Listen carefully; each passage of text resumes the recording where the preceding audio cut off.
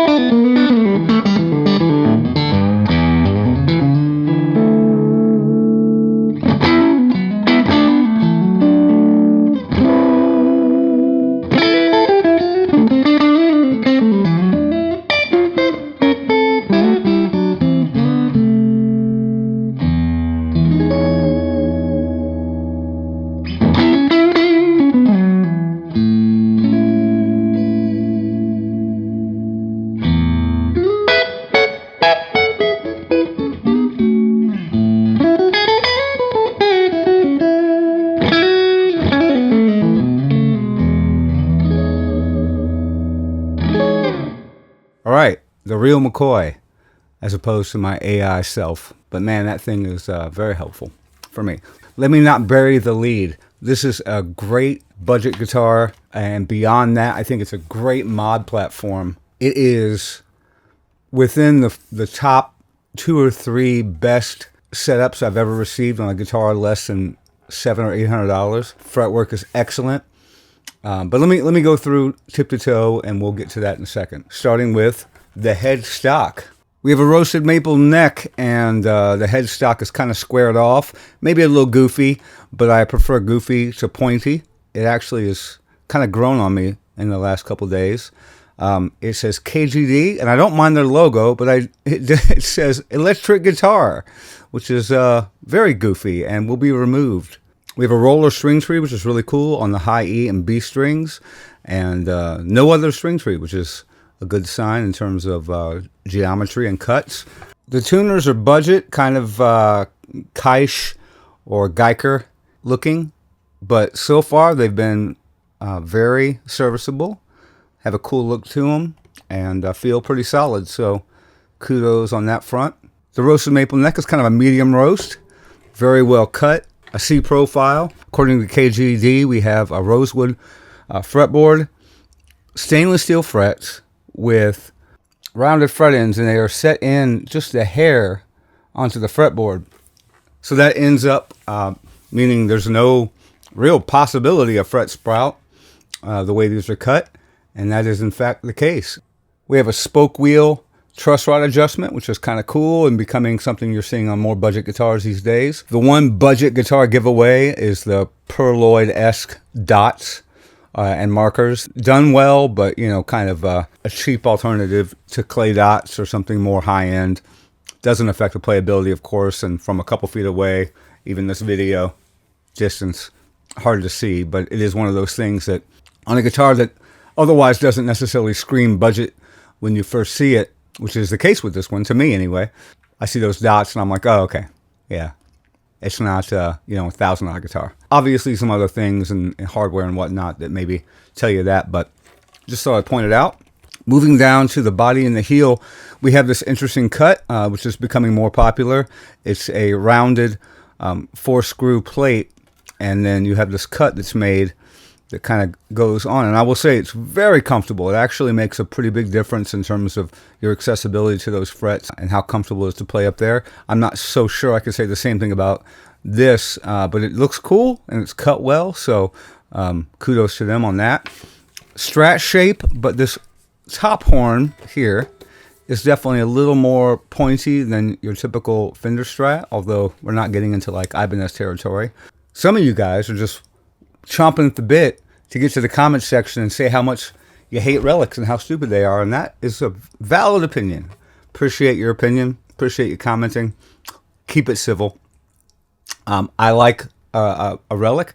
I think this one's well done. It's well done kind of technically because it actually has a couple different paint jobs on it. We have the sunburst that's under, very much under. It's actually a real second coat of this metallic green, I can't remember what they call it, but I'll put it up in the description. You can feel it's actually under there. I think it's done pretty well. A little more heavily relics than, for instance, the faux Gilles that we did last time, but I like it. I think this particular color combination and skew merits a couple extra points. You don't see this kind of historically correct relicing done on a lot of budget guitars. This is a mahogany body, and this guitar is super lightweight. Love it. It's resonant. It's loud acoustically. Just really comfortable all around. The one place where this really deviates from the Stratocaster rulebook is in the radius of the neck. We've got a 12-inch radius here, as opposed to, you know, a 7 1/4 or 9 1/2, which is kind of the norm for Fenders. There are some other brands, high-end brands even, that do 12-inch radius, and of course there's plenty of folks who are doing a compound radius. But I've kind of gotten used to going between different radii, and 12-inch to me is pretty comfortable at this point. Obviously your mileage may vary depending on what you're used to, what you expect, your playing style, all that kind of good stuff. But for me, it's not a deal breaker to have a 12-inch radius. As far as electronics go, we have 3 single coils. We have a single volume, 2 tone controls. The first tone control is tied to the neck pickup. The second tone control is tied to the middle pickup. No tone control assigned to the bridge pickup out of the box. They are ceramic pickups. I think they sound pretty good. They're definitely a little more scooped than, just as a for instance, I have some Ventera Strat pickups, the classic, not the modified. I don't know if there's a difference, but I did an AB, and those pickups have a little more output, and they're a little less scooped than these, but not much. We're not talking about night and day. As a matter of fact, the middle pickup here is a bit on the mellow side. For a middle.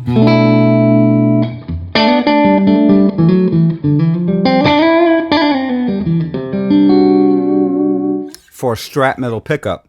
And actually, it's one of the only complaints I have about this guitar, because I like the neck.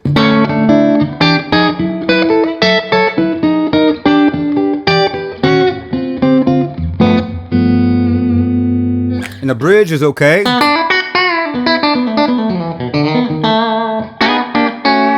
And again, the middle, I like by itself just fine.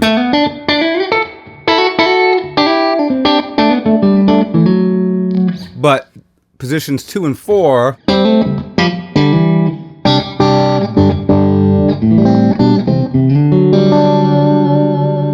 while they don't sound bad by any stretch of the imagination, are a little darker than I'd like them to be. And so, you know, if I was really nitpicking, and I guess that's my job today, I would say that they're not necessarily matched perfectly well.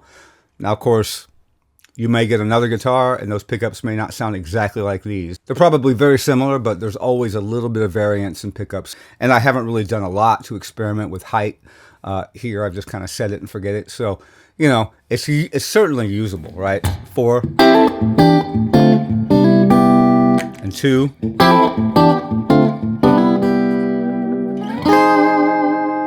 Four.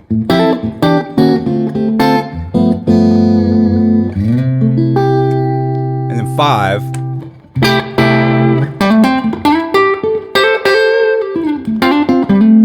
So, you know, depending on your amp setup and what you play, typically you may find there's a bit more that has to be done to get 4, 5, or 1 and 2 kind of in line with one another. So that's what I'll say about that. Electronics, you have full-size pots. They're no name. Who knows how well they're made, but they are full-sized. The rest of the wiring, whatnot, is kind of what you expect. Fairly cheap. PCB switch, although it's all working. That always gives me a little bit of pause. But it's all working as it should. We're going to assume the jack is fairly cheap as well. The bridge has a pretty thin block, as you typically see on guitars at this price point. Doesn't sound bad, but probably not helping a massive amount with our sustain. The tremolo set up pretty well, pretty quickly. I set it up the same way I would set up an American tremolo in terms of the screws and the height and the string tension versus the spring tension and all that good stuff. In my own playing, I don't typically do any kind of dive bombing or anything like that. I just kind of use it as a warble. And for that, it's great. When you're talking about Strat tremolo systems, I think it takes quite a bit of work if you're going to do a lot of dive bombing to kind of get it perfect. And that would require some work on the nut as well, maybe even some locking tuners and all that good stuff. So depending on the style you play, what you do with the trim bar, it's the same as probably most scenarios, whether it's a cheap trim or a more expensive trim. Strat trims are Strat trims. The block, notwithstanding, it kind of operates the same as anything else. The saddle construction is kind of a hybrid, I guess, between a vintage and a more modern saddle. We have a screw-in tremolo arm, and like is typical for a lot of Strat tremolo arms, it was a little loose. Getting the balance between too tight and too loose was helped by, in this case, a little Loctite. Not the crazy stuff, but you know, medium, light, whatever that is. But Teflon tape, plumber's tape, anything like that would probably do the trick. Last thing are these strap buttons, kind of mushroom style. Pretty solid. Nothing wrong with those. That is our tip to toe. Subjectively, I think it's a really good value. Otherwise, I wouldn't be highlighting it here on my channel. I love the weight. If you aren't put off by the 12-inch radius, it's crazy playable. Out of the box, save for the strings, which I'm not ever going to do that again. I did a video on the Fogio where I kept the strings on. They were terrible.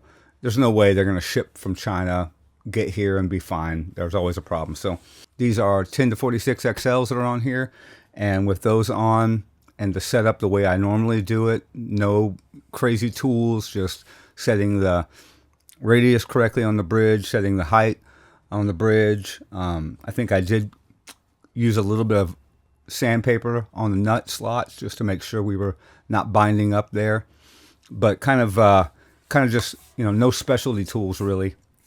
I got a great setup and I can go gig with this guitar. If I had a gig, I could go gig with this guitar tonight. Yeah, kudos to KGD, whoever they may be. Now, a preface. I have another video coming with the Fogio Relic. They have some of those back in stock, which is cool because they went out of stock the moment my video went up, of course. They've raised the price to, I think, $199, so $30 more. I still think that's a great deal for a Tele. A lot of the same kind of things apply to that guitar that do to this one. One big difference, even though it's a roasted maple neck and a mahogany body, the same as the Fogio, is that this paint job is kind of a more industry standard paint job where they actually did a fill, a grain fill, before they did the sunburst finish. It kind of gives it a little more authenticity in terms of the way it feels. And I know if you hate a Relic, there's nothing I can say to make you like it. That's okay. But a big part of a Relic guitar for me is the way it feels. There's just something about even this, you know. I know it sounds silly, but I dig it. And if you dig it, you know what I'm talking about. If you don't, it's okay. You're probably not watching this video. I guess a downside would be that the neck itself is not really Relic's, not from a visual perspective or a physical perspective. They didn't really do anything to this neck to Relic it. So here's the thing. I'm going to custom shop this guitar. On the next video that you see this guy, I'm going to replace electronics, pickups, bridge, tuners, jack, all the guts. So essentially I'll just be keeping the wood, and some people will think that's crazy. You know, this is just my preface for the next video. Some people will say, "Oh, why would you spend that money on a cheap guitar?" because it still will be very likely less than $350 for what we'll see. I could be wrong, but for me and my parameters for what a great Stratocaster should be, I think that I can get there for that kind of money. And it will take a little bit of work, but we've got a great head start. This guitar plays great. I don't anticipate having to do any work on the frets, fretboard. Well, I take that back. I'm going to replace the dots, so that'll be fun. I could mess up the guitar entirely. I could ruin the guitar, so that'll be an exciting video. But I am confident at this point that I can turn this into, for me, for what I prefer, a really great guitar. And I'm hoping I can maybe bring in a friend and one of his custom shop guitars to go head to head with what I end up with, and we'll see if my confidence is founded. But anyway, thanks for watching, guys. Happy playing to you. We'll see you next time.